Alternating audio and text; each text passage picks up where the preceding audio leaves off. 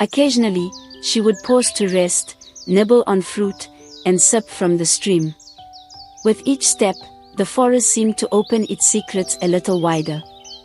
She saw birds with shimmering feathers that hopped from branch to branch, calling out in shrill, melodic cries. She noticed the ferns and creepers that draped themselves over fallen logs, forming natural archways. There was beauty here beyond anything she could have imagined, although, without her memory, it was difficult to be sure what she might have seen before. At last, as the sun set high in the sky, she came to a broader area where the stream widened, forming a small pool. Rocks jutted up in places, creating a gentle, musical cascade.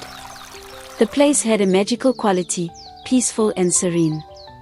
She stepped closer, scanning her surroundings for any clue that humans might visit the spot. Then she froze. Propped against a tree trunk near the water's edge was something startlingly out of place, a single sandal, battered and worn with age. She stared at it, her heart thudding. It might have been abandoned. Or it might mean someone had been here not long ago. She crouched beside it, picking it up gingerly. It was made of leather, stitched with thin straps, the sole scuffed from many walks. Her mind reeled, wondering if the sandal belonged to her or to a stranger. She looked around for more evidence, a footprint, a broken branch, or another item. She found nothing except a smooth depression in the mud that could have been a footprint, though it was too distorted by the damp earth to be certain. She clutched the sandal, breath coming fast. This was proof she was not alone in this forest. Someone else, at some point, had passed this way. Her chest flooded with both hope and anxiety. If there were people here, they might help her, tell her who she was, or at least take her to safety. But she also felt an unexplainable stirring of fear. What if the people here were not friendly? What if they had something to do with her memory loss? She spent another hour circling the clearing, poking around in the hope of finding more clues. Eventually, she realized she was only wasting energy. The sandal was the only item.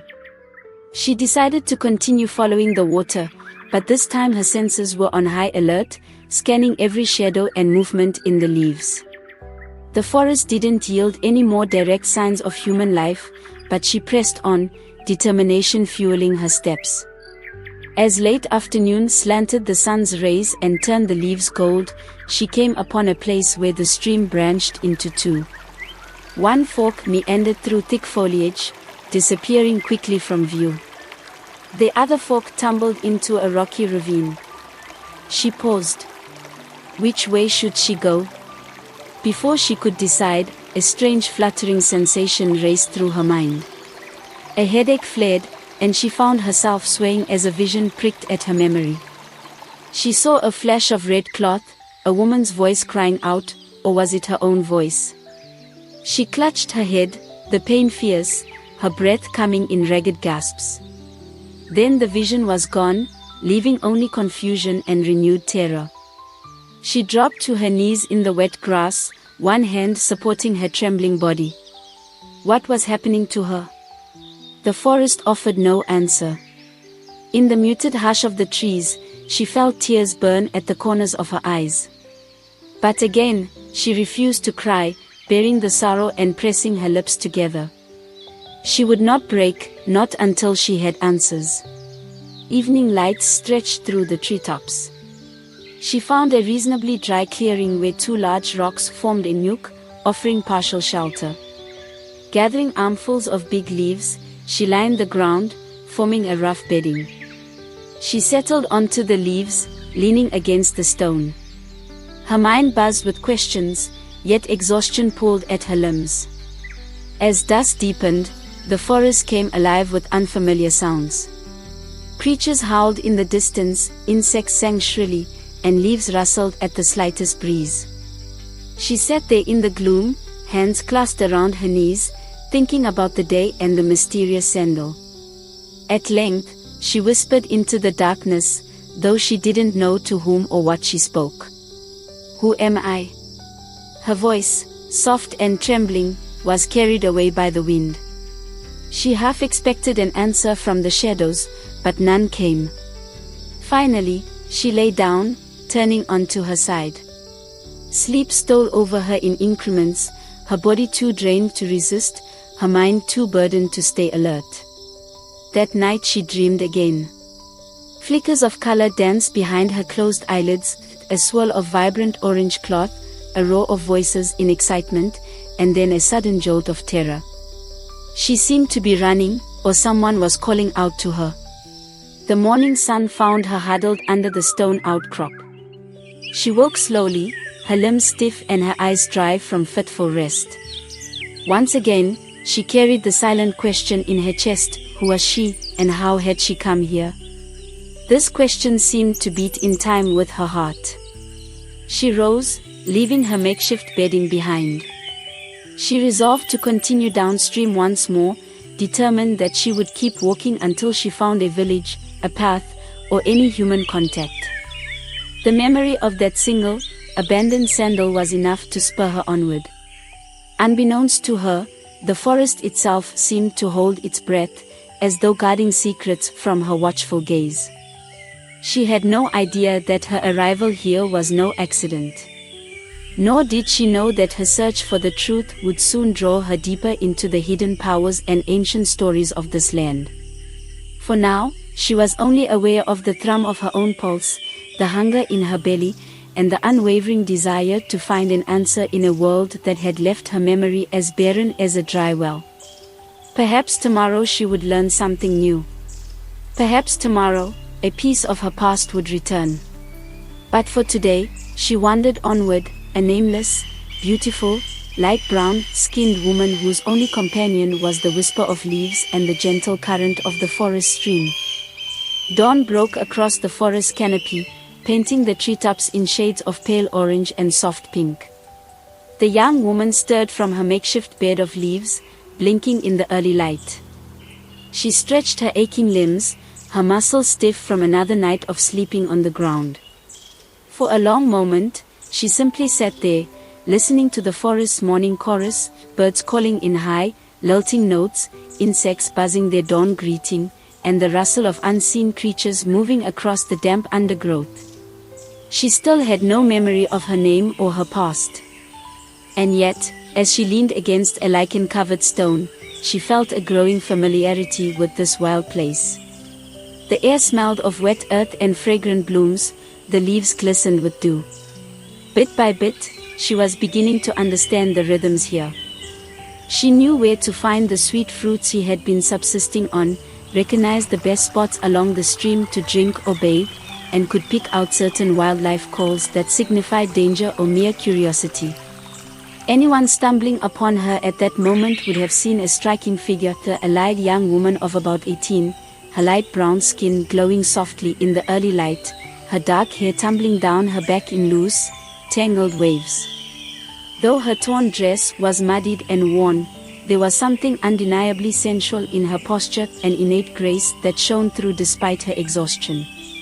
She radiated a certain resilience that belied her lack of memories and her precarious situation. Yet beneath this outward composure, her mind raced with questions. She recalled the lonely sandal she had discovered the previous day near the pool. That single item of footwear, tattered, scuffed by countless steps, had ignited a spark of hope and dread in equal measure. There had to be other people in these woods. But if there were people, why hadn't she encountered them yet? And what if meeting them would bring more harm than good? She swallowed these anxieties and stood, resolved to keep following the stream. It was her best guide for finding civilization, however distant. Slinging a satchel of large leaves filled with fruit over her shoulder, an impromptu bundle she had fashioned to carry her meager rations, she set off, her bare feet brushing across the damp earth. The forest gradually shifted as she traveled. The mahogany and iroko trees gave way to clusters of bamboo thickets, their tall, hollow stalks swaying in the breeze with a soft, clattering sound. She pushed through the dense vegetation, careful not to slip on the slick, mossy ground. The stream, ever her companion, gurgled nearby, winding around smooth stones and weaving between thick roots. Overhead, the sun grew brighter, filtering through the bamboo leaves in narrow beams that danced along her path. More than once, she paused, certain she had heard a voice or footsteps nearby. But each time, she found only the subdued movements of forest creatures, a startled bird taking flight, a family of monkeys rustling in the treetops, or a small antelope darting through the shadows. She felt like a ghost, moving through a world that seemed almost indifferent to her presence. The hours wore on, and she took breaks to rest and eat. Anxiety gnawed at her each time she thought about nightfall. Living in the forest, with no companion or protector, was a precarious existence. She had managed so far, but she had no idea how long she could keep it up. And still her mind churned with the same unanswered question, who am I? By midday, she realized that the bamboo thicket was beginning to thin out. The sound of the stream grew louder, as though it were cascading over rocks or perhaps spilling into a larger body of water. Eager for a clue, she quickened her pace. Soon, she broke through the last clump of bamboo and found herself at the edge of a clearing. She gasped softly. Before her lay a wide river, its surface shimmering under the midday sun. The forest's gentle stream poured into this river, creating a small waterfall that cascaded down smooth stones. On the opposite shore, the land rose in gentle hills, dotted with tall grass and scattered trees. The river's width was intimidating, its current swirling in restless patterns. She stood there, uncertain how to proceed, yet relieved at the sight of a landmark that felt significant. That's when she noticed something else, footprints in the soft mud near the water's edge.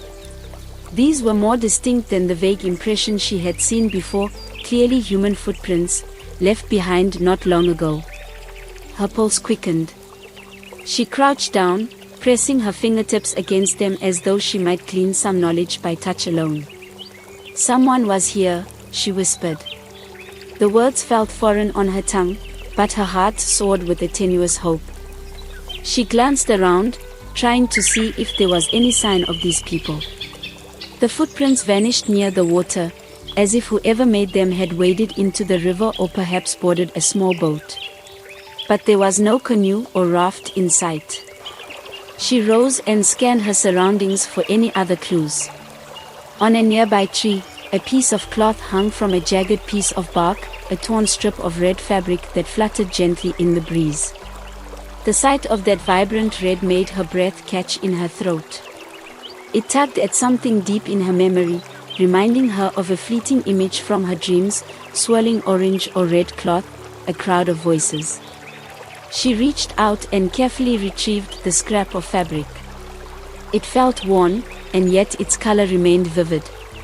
A wave of dizziness passed over her. She closed her eyes, and in her mind's eye, she glimpsed the courtyard from her dream, a place with red clay walls, a bright cloth draped over a railing, and people's laughter echoing in the background. The vision was gone as quickly as it came, leaving her with a tangle of confusion and yearning. She tucked the cloth into her makeshift bundle, determined to keep it with her. Whether it was a piece of her past or simply a random scrap, it was the first real item, besides the sandal, that might tie her to someone else. The afternoon sun bore down as she walked along the riverbank, searching for a spot where she might cross. The current looked strong, and she didn't trust her swimming abilities in such deep waters. The memory of how to swim seemed distant, uncertain. Occasionally, she ventured a few steps into the river, feeling the pull of the current tug at her ankles, but always she retreated to the safety of the shore. As she continued downstream, the forest receded, replaced by rolling grasslands. Tall, golden blades waved in the breeze, brushing against her thighs. The ground felt different here, less spongy with moisture, and small stones peppered the soil. She noticed more signs of animal life, cloven hoof prints in the mud, likely from antelopes or waterbucks, and the distant calls of birds hidden in the grass. Her thirst drove her to pause once more at the water's edge. Kneeling, she scooped water into her cupped hands. As she drank, a movement caught her eye further down the bank, a figure, partially obscured by the tall grasses. Her heart jolted with excitement and sudden fear. Her first instinct was to hide, to slip behind the nearest cluster of reeds and watch from a distance. Through the rippling heat haze, she could make out a silhouette, someone walking along the shore with a staff in hand, dressed in a simple wrap. The figure was slender, but the face was too distant to discern. She crouched lower, biting her lip. This was it, another human being. All her earlier yearning to find people clashed with a new surge of caution. What if they are dangerous? She thought. What if they caused my memory loss? But the alternative, that she might remain alone indefinitely, seemed far worse. Summoning her courage, she emerged from the reeds and took a tentative step forward. "Hello," she called, voice trembling. The figure stopped abruptly, spinning to face her. She lifted her hand in a gesture of peace, palm open. "Please, can you help me?" For a heartbeat, there was silence. Then the figure strode forward with a cautious grace. As the distance closed, she saw that it was a young man, perhaps a few years older than she was. His skin was a warm brown, and he wore a simple tunic-like garment made from rough-woven cloth. His feet were bare, dusty from walking. He paused several yards away, gripping his staff. She noticed he held it at the ready, as though prepared to defend himself. "Who are you?" he asked, his voice wary but not hostile. He spoke in a language that resonated oddly in her ears. To her relief, she understood him, somehow. The words made sense, though she wasn't entirely sure how she knew this language in the first place. She hesitated, her voice faltering. "I don't know." She swallowed, feeling the weight of her confusion and vulnerability. "I woke up in the forest. I can't remember anything." His expression softened slightly, though his grip on the staff did not. "You are alone?" She nodded. "I've been wandering for days. Maybe longer. I found a sandal. I found this piece of cloth." She held up the red scrap, unsure why she felt compelled to show him. In an instant, his eyes widened. Before she could react, he rushed forward and grabbed her wrist, staring at the cloth. "Where did you get that?" he demanded, voice tight with urgency. Alarmed by his sudden movement, she yelped, struggling to pull away. His grip loosened as he realized he was frightening her. He took a step back, breathing heavily. "My apologies," he murmured. "I did not mean to startle you. It's just, that cloth bears the mark of my people's weaving." "Where did you find it?" She caught her breath. "By the river, near where the forest ends." It was snagged on a tree. He searched her face, as if trying to judge whether she spoke truthfully. "That pattern belongs to the cloth made by the Ndik clan. They live upriver from here." His voice was laced with concern. "If you found this cloth torn, it might mean there has been trouble." She swallowed, her pulse still racing from his abrupt approach. "Are they your family?" He shook his head. "Not exactly. But they are my people." He paused, glancing at the staff in his hand, then back to her. "My name is Gamber. I am traveling to my home village. We had heard rumors of fighting along the northern boundary. Some say the Ndik have been driven from their land. Others say they fight back fiercely.